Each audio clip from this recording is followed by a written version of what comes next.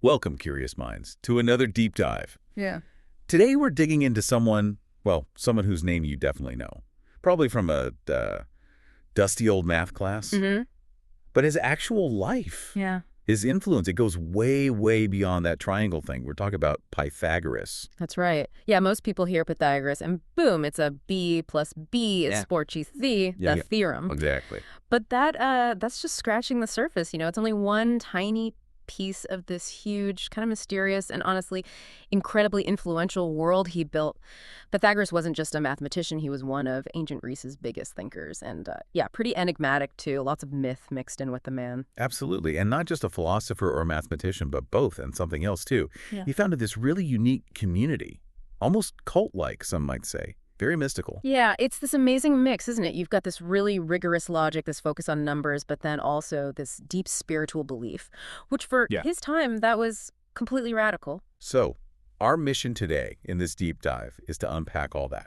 Pythagoras' life, what we can figure out anyway. Mm-hmm. His big idea that numbers are like the secret code of the universe. Mm-hmm. And we want to look at the world he lived in, that whole intellectual and spiritual buzz happening in the 6th century BCE, because that really shaped him. We'll try to sort out the facts from the legends and, figure out why his ideas still kind of stick with us today. They pop up everywhere, from theories about the cosmos to how we think about the soul. And we're piecing this together from some fascinating sources, but we need to be upfront about them. We're mostly dealing with ancient biographies, right? Right. Written centuries after Pythagoras actually lived. Right, like hundreds of years later. Exactly. So think about it. Imagine trying to write the definitive story of someone from, I don't know, the 1500s, but you only have stuff written in, like, the year 2000 or later. Okay, yeah.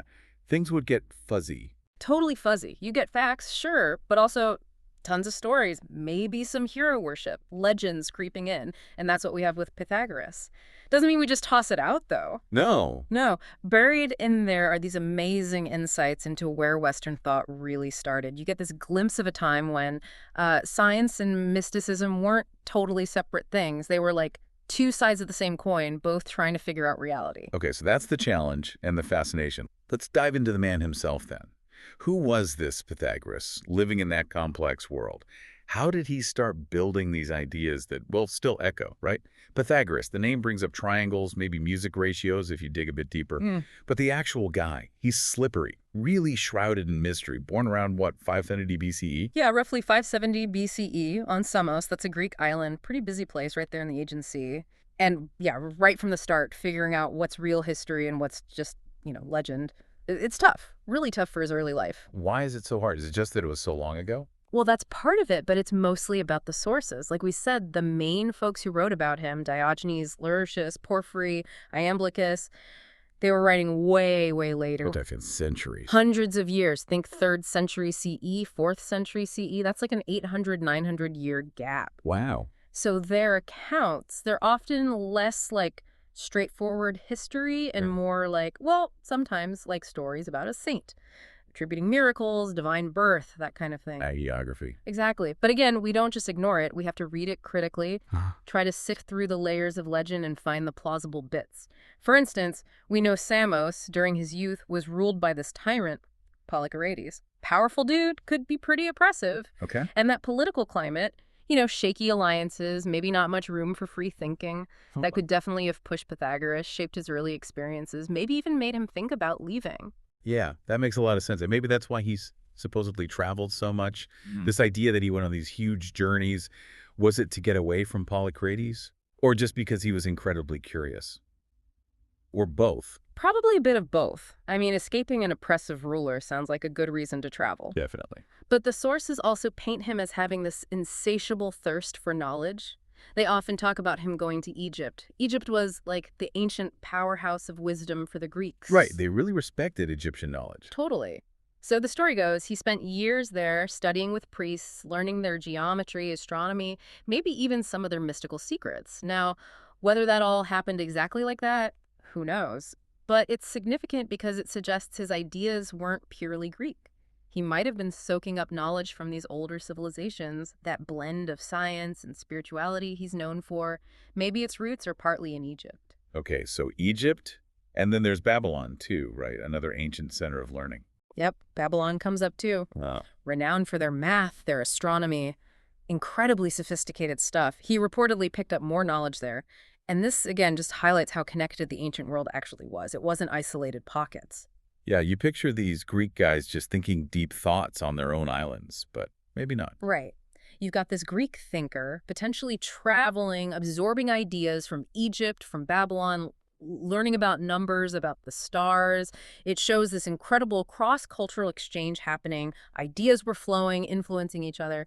And that definitely enriched Pythagoras' thinking beyond just the Greek tradition. So, whether these travels are 100% fact or partly legend, they set the scene for his next big move, founding the Pythagorean school in Croton. Exactly. Around 530 BCE, give or take, he moves. He leaves the Aegean, goes all the way over to Croton. That's in southern Italy, what the Greeks called Magna Graecia, Great Greece. Why there? Why Italy? Well, it seems those Greek colonies in Italy were maybe more stable, wealthier, possibly more open intellectually compared to Samos under Polycrates or other parts of Greece at the time. It was fertile ground, you know? A good place to start something new, something ambitious. In this school, you said earlier, it wasn't just a school, not like Plato's Academy later on. Yeah. It was something more. Oh, way more. It really wasn't just about learning philosophy or math. It was this unique blend of a religious community and an ethical society. Think maybe a philosophical commune, or even some have called it a kind of sect or cult. Right. What made it so different was how all-encompassing it was. It wasn't just about thinking certain things. It was about living a certain way. They had these really strict rules, intense discipline. It was designed to transform the whole person, not just their mind. Okay, tell us about these rules. They sound pretty wild. They were. One of the most famous and definitely radical for ancient Greece was vegetarianism. Right. Eating meat was totally normal back then. Absolutely. But for the Pythagoreans, it was tied directly to this core belief they had in metempsychosis, Which is? reincarnation, the transmigration of souls, the idea that after death, the soul is reborn into another body, maybe another human, maybe an animal. Whoa, okay, so not eating animals wasn't just about diet. Not at all. It was a profound spiritual practice. If you believe that soul could be in any living thing, well, you'd think twice about eating it, right? Might be your ancestor. Or just another soul on its journey. It was about respecting all life, purifying yourself. That definitely puts a different spin on things. And what about the silence? The famous vow of silence. Ah, yes, the akusmatikoi, the listeners. New members apparently had to keep silent for years. Some sources say 3 years, some say 5. 5 years. Why? What was the point of that? It wasn't just about being quiet. It was a kind of training, intense training. By not speaking, you're forced to listen deeply, to really absorb the teachings, to reflect inwardly. It was meant to cultivate humility, patience, introspection, to quiet the ego, get rid of the urge to always chime in. It prepared them to really grasp these complex mathematical and mystical ideas. It was about inner stillness, self-mastery. Wow. Intense. And didn't they also share property? Live communally? That's another key aspect. Yeah, many members apparently pooled their resources, lived together. It points towards this ideal of an egalitarian community where material wealth wasn't the focus. The focus was on learning, on spiritual growth together. It fostered unity, shared purpose, removed distractions. Okay, so vegetarianism, silence, communal living, Yeah. and underpinning all of it. Mathematics. Rigorous mathematical discipline. But again, not just math for math's sake, not just practical calculations. For them, mathematics was the key to understanding the universe's fundamental order. It was a path to philosophical insight, even a form of spiritual meditation. Learning math was part of becoming purified, part of understanding the divine. So this influential, controversial figure, how did it end for him? His death sounds as murky as his life. Yeah, like his death around 495 BCE is wrapped in conflicting stories. But the common thread seems to be political trouble, growing opposition to the Pythagoreans there in Croton. Why were people opposed to them? Was it just the weird rules? They might have been part of it. They were secretive, disciplined, different. But they also seem to have gained significant political influence in Croton, maybe advising rulers or holding offices. That kind of power, held by this exclusive, tight-knit group, that breeds resentment, suspicion, especially from maybe more democratic groups who saw them as elitist or anti-democratic. Okay, so political backlash. Seems likely. Some stories say he was killed when a mob attacked the Pythagorean meeting place. burned it down, maybe killed him and others. Other accounts have him escaping the violence, fleeing to another city, Metapontum, also in southern Italy, and then dying there, maybe peacefully, maybe by starving himself in protest or despair. We don't know for sure, but it definitely suggests their radical ideas and their political clout eventually led to conflict. They challenged the status quo, and the status quo pushed back. Hard. So this fascinating, complex figure, Pythagoras, living in this very specific time, to really get him, we need to understand that world, right? The 6th century BCE. What was going on intellectually? Oh, it was an absolute transformative time. Historians call it the Archaic period in Greece. It's like the setup for the classical golden age that follows. What was changed? A lot. You've got the rise of the Greek city-states, the police. They're becoming these independent centers of culture and power. Trade is booming across the Mediterranean. Money's flowing, ideas are flowing, the arts are developing. You start seeing that distinctive Greek sculpture and pottery. And crucially for us, there's this explosion of intellectual activity, the dawn of philosophy as we know it. And politically, it wasn't like one big country, Greece. It was all these separate city-states. Exactly. Fragmented. They shared language, gods, culture, yeah. But politically, they were independent, often competing, sometimes fighting. And yeah, they were aware of and sometimes influenced by the big empires nearby, like Persia looming to the east. And you mentioned tyrants, like Polycrates back on Samos. Right. Tyranny was a common form of rule then. Not always tyrannical in the modern sense of just being brutal, but rulers who'd seized power, often outside the traditional aristocracy. This political setup meant some places might be hotspots for new thinking, while others could be repressive. It explains why a thinker might move, like Pythagoras possibly did, seeking a more stable or open environment like Croton seemed to be. Magna Graecia offered opportunities. And this trade boom meant lots of contact between cultures. Huge amounts. The Mediterranean was buzzing. And that links back to Pythagoras' supposed travels, Egypt, Babylon. It wasn't just Greeks talking to Greeks. They were interacting with, learning from, these much older civilizations, especially in things like math and astronomy, where Egypt and Mesopotamia had long traditions. It was this melting pot of ideas. Greek philosophy didn't just spring out of nowhere. It absorbed and transformed ideas from all over. Okay, so politically dynamic, lots of trade and cultural mixing. What about religion and spirituality? You mentioned the traditional gods, Homer's gods on Olympus, but something new is happening too. Yeah, alongside the traditional state religion, the big temples, public festivals, the Olympian gods we all know, you start seeing the rise of these different kinds of religious movements. Mystery cults, they're often called, like Orphism or the rites of Dionysus. Now, how were they different? What did they offer? They tended to be more personal, more focused on the individual soul, purification, maybe achieving a better afterlife, or even escaping the cycle of death altogether. They often involved secret initiations, special knowledge, and crucially, they introduced or popularized ideas that weren't really central to mainstream Greek religion, things like the soul being immortal, and importantly for Pythagoras, metempsychosis, reincarnation. Ah, so those ideas were kind of in the air already. They were definitely circulating, yeah. Especially through Orphism. Pythagoras seems to have tapped into these currents, blending these mystical ideas about the soul's journey with his more, let's say, scientific or mathematical inquiries. It was this fusion that made his approach so unique, taking the intellectual rigor that was emerging and combining it with this deeper personal spiritual quest. And all of this, the politics, the trade, the new religious ideas, feeds into this big intellectual shift, right? The birth of pre-Socratic philosophy, the move from myth to reason. Exactly. The 6th century BCE is ground zero for Western philosophy. You get these thinkers, mostly starting in Ionia, on the coast of modern Turkey, who begin asking fundamentally different questions. Instead of saying, Zeus makes thunder, they start asking, what is thunder? What's the natural cause? They're looking for explanations in the world itself, using observation and logic, not just appealing to divine stories. Like Thales and Anaximander. Precisely. Thales, Anaximander, and Anaximenes. They were searching for the arch, the fundamental stuff the world is made of, the underlying principle. They were trying to find order, rationality in the cosmos. They were paving the way for Pythagoras, even though he took that search in a radically different direction towards numbers. It was truly a revolutionary moment, asking why in a whole new way. Okay, this is where we get to the heart of Pythagoras' own unique contribution. He wasn't just part of this intellectual ferment. He took it somewhere totally new. His whole philosophy seems to revolve around this one core idea: numbers. Yes, absolutely. His central principle, the phrase that echoes down through history, is Panta arithmos estin. Roughly, everything is number.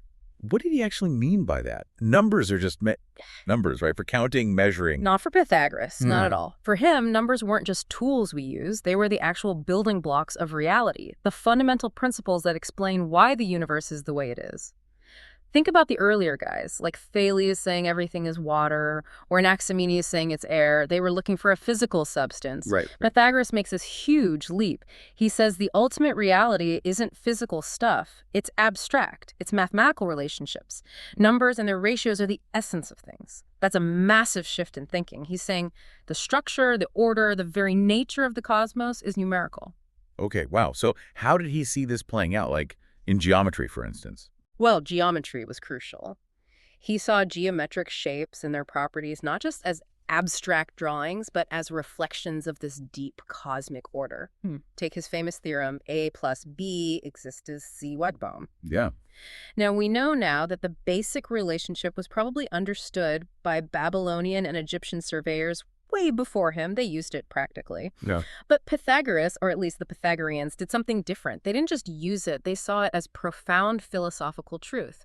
It was proof, clear mathematical proof, that the universe had this inherent rational structure, this hidden harmony that could be expressed in numbers. It wasn't just a tool, it revealed something fundamental about reality itself. So he gave it meaning beyond just practical use. Exactly. He elevated it. It became a window into the mathematical soul of the cosmos. That's pretty cool. But the connection that always blows my mind is the one between numbers and music. How did he even figure that out?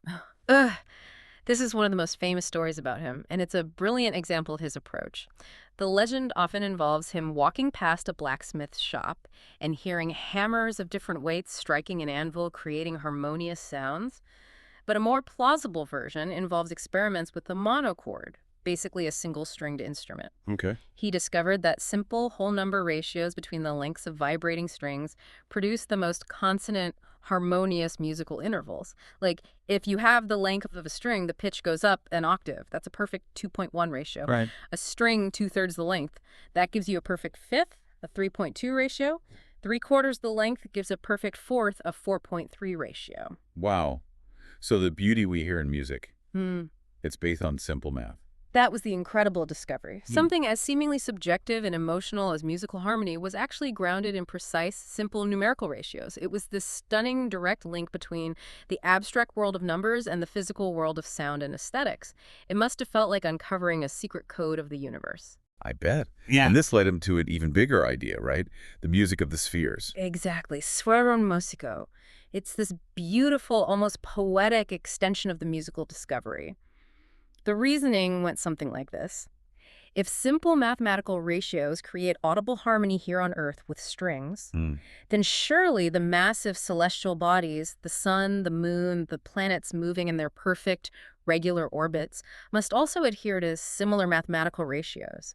And if they do, they must produce a kind of harmony too, a cosmic music. But we don't hear it. Right. The explanation was usually that we've heard it constantly since birth, so we don't notice it. It's like living next to a waterfall, eventually you tune it out. Or maybe it wasn't physical sound, but a more abstract intellectual harmony perceivable only by the soul or the mind. Okay. But the core idea was profound. The universe isn't chaotic. It's a perfectly ordered, harmonious system, a cosmos governed by mathematical relationships, the whole universe as a perfectly tuned instrument. That's an amazing image. And even the numbers themselves had deeper meanings for them. Not just 1, 2, 3, but symbols. Absolutely. Numbers weren't just quantities. They were potent symbols, each with its own character and cosmic significance. The monad, 1, was the origin, unity, the divine source from which everything else emerged. Okay. The dyad, 2, represented duality, otherness, conflict, the first step away from unity, think pairs of opposites. Right. And then there was the really sacred one, the tetractes, the number 10. But not just 10, it was special because it's the sum of the first 4 integers. 1 plus 2 plus 3 plus 4 equals 10. Ah, I see. 1 plus 2 plus 3 plus 4. Yeah, and they visualized it as a perfect triangle made of 10 dots. 4 dots on the bottom row, 3 above it, then 2, then 1 at the peak. Okay. This symbol, the tetractes, was incredibly holy for them. It represented the whole cosmos, encapsulating the fundamental principles of geometry. Point 1, line 2 points, surface 3 points to find a triangle, and solid 4 points to find a tetrahedron. It symbolized completeness, perfection. They even swore oaths on the tetractes. It was that central to their worldview. It was Right. like a map of creation in miniature. Wow. So it's clear this wasn't just about math problems. It was a whole worldview, a metaphysics, which brings us to the soul and the structure of the universe itself. Definitely. And central to that metaphysical picture was this belief in the immortality of the soul and, as we mentioned, metempsychosis, reincarnation. And this really set him apart from mainstream Greek thought at the time. Hugely. The standard Greek view of the afterlife was pretty bleak, shadowy existence in the underworld. The idea that the soul was immortal and could be reborn, potentially improving its lot over lifetimes, was radical. You said it had links to Orphism and maybe Eastern ideas. Mm. How did Pythagoras make it his own? What was the Pythagorean twist? Good question. He didn't just adopt the idea, he wove it deeply into his entire ethical and philosophical system. For Pythagoreans, the cycle of rebirth wasn't just something that happened, it was something you could influence. The goal was purification, through living the right kind of life. Through ethical conduct, following the rules like vegetarianism, and crucially, through intellectual pursuits. Studying mathematics and understanding the cosmic order was seen as a way to purify the soul. The ultimate aim was to liberate the soul from the cycle of rebirth altogether, to allow it to escape the material world and rejoin the divine, harmonious cosmos it came from. So reincarnation became tied to this active path of self-improvement, both moral and intellectual. Okay, so the soul's journey is about achieving harmony. And the universe itself he saw as a cosmos, an ordered whole. Yes, cosmos literally means order, arrangement, beauty. For them, the universe was a cosmos. It wasn't random or chaotic. It was structured, rational, beautiful, precisely because it was governed by numbers. They believed the planets, the stars, everything moved according to precise mathematical laws, creating that silent music of the spheres. Was their model of the universe like ours, sun-centered? Not initially. Pythagoras' own view seems to have been largely earth-centered, like most ancient thought. But what's really interesting is that one of his later followers, Philolaus, proposed something quite different. Oh, yeah. Philolaus suggested that the Earth wasn't the center. Instead, he proposed that the Earth, Sun, Moon, and planets all revolved around a central fire, this unseen fiery core of the universe. Whoa. So not Earth-centered, but not sun-centered either. Exactly. It wasn't heliocentrism as we know it, but it was a huge conceptual leap. It dethroned the Earth from the absolute center. It showed a willingness within the Pythagorean tradition to rethink the cosmos based on their principles, even if it led to unconventional ideas. A big step away from strict geocentrism. And you mentioned earlier they thought in terms of dual opposites, that this order came from pairs. Yes, that was fundamental to how they understood the structure of reality. They believed the universe and everything in it arose from the interplay of fundamental pairs of opposites. They listed 10 basic pairs. Things like limited and unlimited, odd and even, one and many, right and left, male and female, rest and motion, straight and curved, light and darkness, good and bad, square and oblong. Okay, a whole list. How did these opposites create order? They believed harmony arose from the proper balance, the right proportion between these opposites. It wasn't about one side winning. It was about finding the harmonious tension, the right ratio between them. Think about music again. Harmony comes from specific ratios between different notes, frequencies. They extended this idea to everything. The monad 1 was linked to limited, the dyad 2 to unlimited. Order came from the limited imposing form on the unlimited. This whole framework of thinking in opposites was incredibly influential. You see it shaping later philosophers like Plato with his ideas about the intelligible world of forms versus the changeable material world, and even Aristotle's analyses of substance and attributes. It gave them a structure for analyzing reality. So putting it all together, this wasn't just theory. It was designed to be lived, a practical philosophy. Absolutely. That's maybe the most distinctive thing. It wasn't just something you discussed. It was a bios, a way of life. Every rule, every practice was aimed at embodying the philosophy. Like vegetarianism. We talked about the soul connection, but just how radical was that back then? Extremely radical. Animal sacrifice was central to traditional Greek religion and social life. Feasting on meat was common, so abstaining from meat was a very visible, very countercultural choice. It was a constant daily reminder of their core beliefs about the soul, about non-harming, ahimsa almost, and striving for purity. It set them apart. And the silence. We talked about the listening aspect, but living under that rule for years, the discipline involved must have been immense. Immense. Imagine the self-control required. It wasn't just about not talking. It was about mastering impulse, cultivating inner stillness. It forced deep introspection. You couldn't just react. You had to observe, absorb, contemplate. It was a powerful tool for psychological and spiritual transformation, designed to help initiates get past the superficial chatter of the mind and connect with deeper truths, those mathematical and mystical realities they sought. A true ascetic practice. And the communal living, sharing property, how did that fit the big picture? It reinforced the idea that the philosophical journey wasn't just an individual quest, but a collective one. By downplaying private property and living communally, they fostered equality, unity, and a shared dedication to their goals. It aimed to minimize distractions from material concerns, jealousy, or competition, creating an environment focused purely on learning, purification, and living in harmony with each other, and hopefully with the cosmos itself. It was about building a community that reflected the order they saw in the universe. Okay, so we have Pythagoras and his unique community. But to really grasp how radical he was, we need to place him back into that wider intellectual scene of the 6th century BCE. You called it the birth of pre-Socratic philosophy. What defined this moment?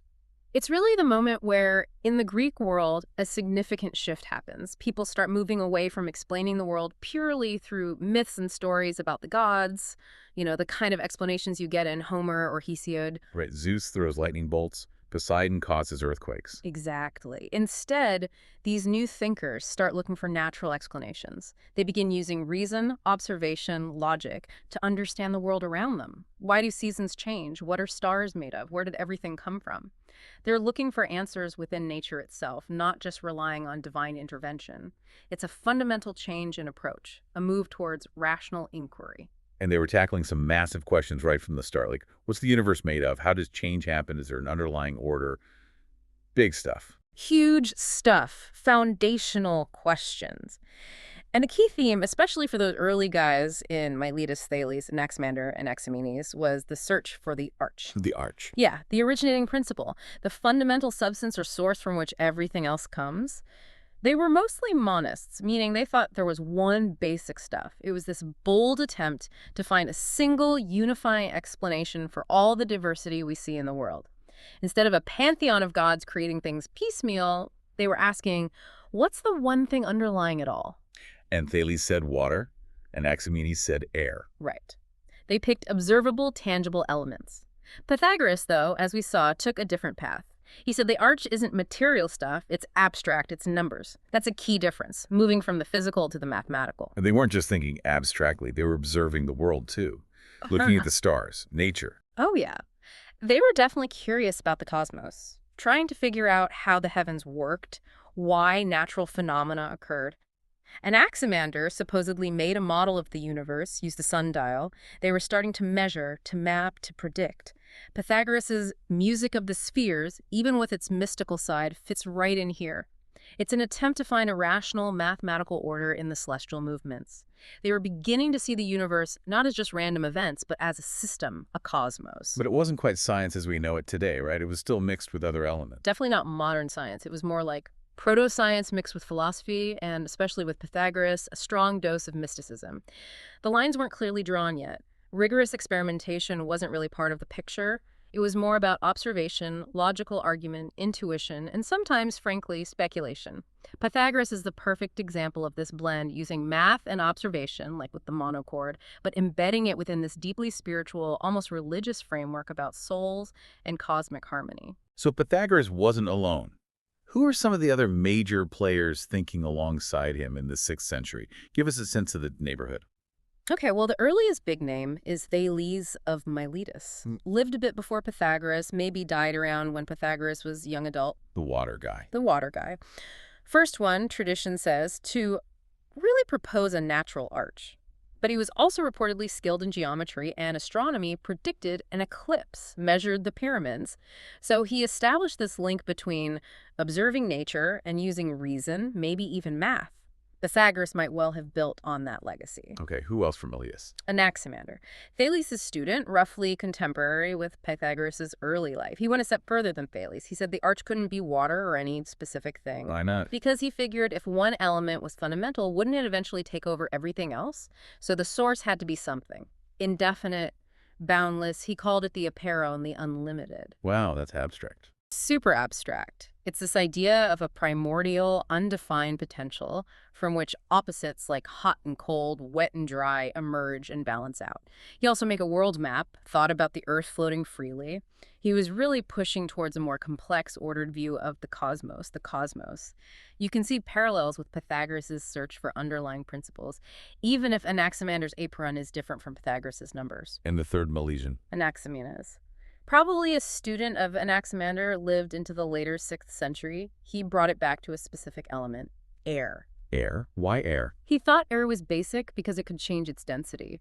Through rarefaction, getting thinner, air becomes fire. Through condensation, getting denser, it becomes wind, then clouds, water, earth, stone.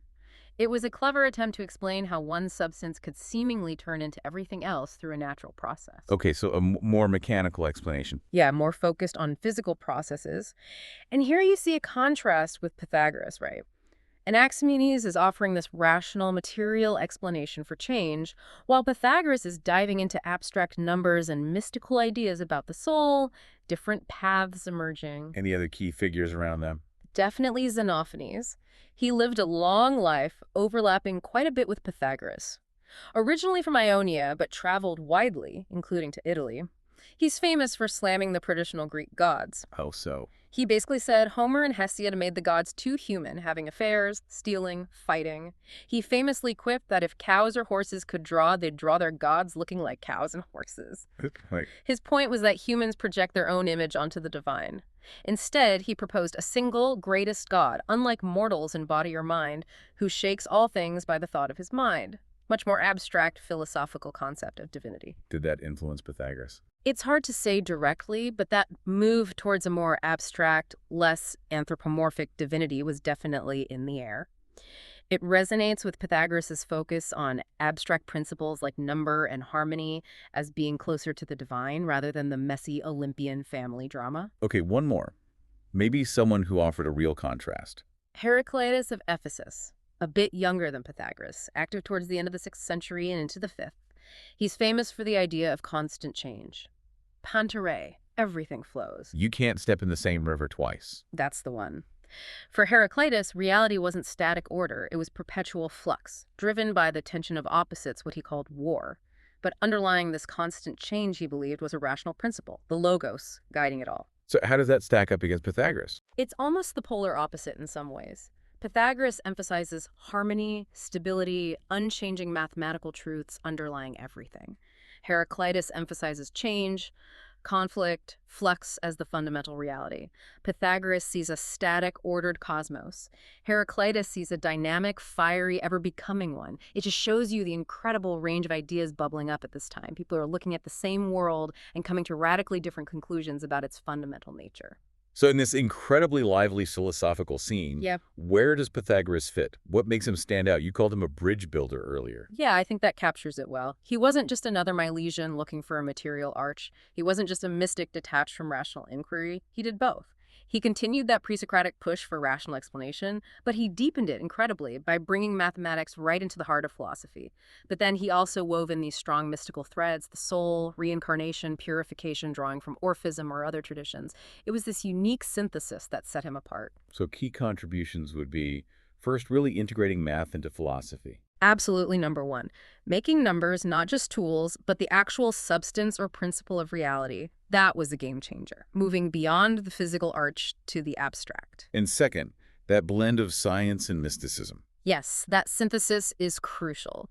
It showed that rational inquiry and spiritual belief didn't have to be separate. He tried to unify them, which anticipates thinkers like Plato, who also saw a deep connection between the intelligible world, like numbers or forms, and the ultimate nature of reality and the soul. And third, the community aspect. Philosophy is a way of life. Definitely distinctive. Making philosophy not just something you think about, but something you do collectively through discipline, ritual, shared living. That was a radical departure from philosophy as just individual contemplation. And finally, creating this all-encompassing system. Yeah, it was holistic. He connected the dots between the mathematical order of the stars, the harmonies of music, the journey of the human soul, and how you should live your daily life, like what you eat. It was an attempt at a grand unified theory of everything, encompassing ethics, cosmology, math, and spirituality. Pretty ambitious. Now, we have to be fair. This early philosophy, as groundbreaking as it wasn't perfect. It had limitations. Oh, for sure. It was still early days. The thinking was often speculative, sometimes fragmented. They didn't have centuries of philosophical debate to build on. And crucially, they lacked rigorous experimental methods. So Pythagoras figures out musical ratios by observing, but it's not like he set up controlled experiments in a lab. Exactly. It was based on observation and deduction, which is great, but it's not the systematic testing and verification we expect from science now. It was proto-science, really. A lot of brilliant insights, but mixed with assertion and intuition. And the mystical side, while fascinating, could be a weakness from a purely rational perspective. Well, it led to ideas that couldn't be proven empirically, like the transmigration of souls. Later philosophers, especially Aristotle, definitely criticized the Pythagoreans for relying too much on, well, mystical beliefs or numerical symbolism, rather than empirical evidence or logical demonstration for some of their claims. The secrecy of the school probably didn't help either. It bred suspicion. And as we keep saying, the biggest limitation for us is the lack of his own writings. That's huge. We're always reading him through the filter of his followers, or even later commentators who might have had their own agendas. Did Pythagoras himself believe exactly what Porphyry wrote 800 years later? Hard to say for sure. It makes pinning down his precise doctrines really challenging.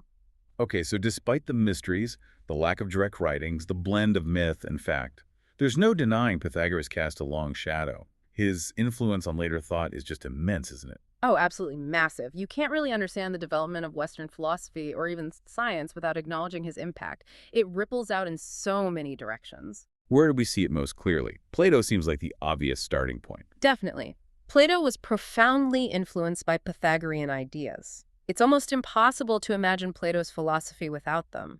Think about Plato's theory of forms, these perfect, eternal, unchanging concepts that are more real than the physical world we see. Right, like the perfect idea of a circle versus all the imperfect circles we actually draw. Exactly. That whole idea of an intelligible realm, accessible through reason, that's more real than the sensory world. That owes a huge debt to Pythagoras' notion that abstract numbers and mathematical forms are the true reality. Plato basically took the Pythagorean focus on math and elevated it into his core metaphysics. And what about the soul? Plato talks a lot about that too. Yep, Plato's ideas about the immortality of the soul, its pre-existence before birth, its journey through reincarnation, and the need for purification through philosophy. All of that resonates very strongly with Pythagorean beliefs we've discussed. Works like the Phaedo, the Republic, they're full of Pythagorean echoes regarding the soul's destiny. Okay, so Plato's a huge one. What about Aristotle? He came after Plato, was his student, but often disagreed. Did Pythagoras influence him too? He did, although Aristotle was much more critical. He wasn't buying into the mystical side as much, and he definitely pushed back against the idea that numbers are things. He thought numbers were properties of things, not the things themselves. Key difference. A key difference. But Aristotle still engaged deeply with Pythagorean ideas about cosmic order, about mathematics being crucial for understanding the universe. He respected their attempt to find rational principles, even if he disagreed with their specific answers. So even in criticizing them, he was acknowledging their importance and building upon the questions they raised. And beyond philosophy, the impact on math and science. Obviously the theorem, even if he didn't invent it. Right, his school certainly popularized it and explored its significance. But more broadly, his emphasis on mathematics as the language of the universe, the key to unlocking its secrets, that was foundational. It laid the groundwork for giants like Euclid, who systematized geometry centuries later, drawing heavily on Pythagorean foundations, and Ptolemy, whose astronomical model relied on complex geometry to describe planetary motions. The whole idea that the physical world operates according to discoverable mathematical laws owes a massive debt to Pythagoras. He helped set that entire paradigm in motion. And the mystical side, did that just fade away or did it influence later traditions too? It definitely didn't fade away. Pythagorean ideas about the soul, purification, cosmic harmony, and the mystical power of numbers flowed into later spiritual and esoteric traditions. Neoplatonism, which became hugely influential in late antiquity and the Middle Ages, drew heavily on both Plato and Pythagorean mysticism ideas about ascent towards the divine one. You can even trace threads into certain forms of Christian mysticism, Jewish Kabbalah, and later esoteric movements that saw numbers and geometry as holding spiritual keys. His blend of the rational and mystical proved enduringly attractive. And just culturally, Yeah. Pythagoras himself became this almost legendary figure, right? A symbol of wisdom. Totally. Through the Middle Ages, the Renaissance, right up to today, he's often seen as this archetypal wise man, the genius who saw the hidden mathematical harmony in all things. His name became shorthand for the profound connection between numbers, music, the cosmos, and philosophy. He captured the imagination as someone who cracked the code of reality. So looking back on our deep dive today, Oh. we started with this figure known for a theorem, but we've uncovered this incredibly complex thinker. A man living in a time of huge intellectual shifts, maybe traveling, absorbing ideas from ancient cultures. Yeah, and then founding this unique, disciplined community in Italy, blending math, music, mysticism, and a strict ethical code. His core idea: everything is number. Seeing mathematics not just as a tool, but as the fundamental reality, the language of the cosmos. And connecting that cosmic order directly to the human soul, to music, to how we should live. Trying to create harmony within the individual, within the community, mirroring the harmony he perceived in the universe. He really stands out as this bridge figure, doesn't he? Connecting that early scientific curiosity of the pre-Socratics with deeper mystical traditions. Absolutely. That blend of rigorous mathematical thought with profound spiritual belief is what makes him so unique, so pivotal in that transition from a world explained by myth to one explored through reason, yet still infused with a sense of wonder and hidden order. He truly believed the universe had secrets, and those secrets were written in numbers. His legacy is undeniable. The questions he raised, the connections he made, they still resonate. From abstract math to the very idea of cosmic order. Indeed, it makes you think. So here's a final thought to leave you with, something to mull over. If, as Pythagoras believed, the universe really does operate on these perfect mathematical harmonies, this kind of silent symphony, what does that imply about our own place within that cosmic music? And maybe, just maybe, could understanding those hidden numbers, those fundamental patterns he saw it, actually help guide us in finding harmony in our own lives, in our own world today? Something to think about. Until our next deep dive.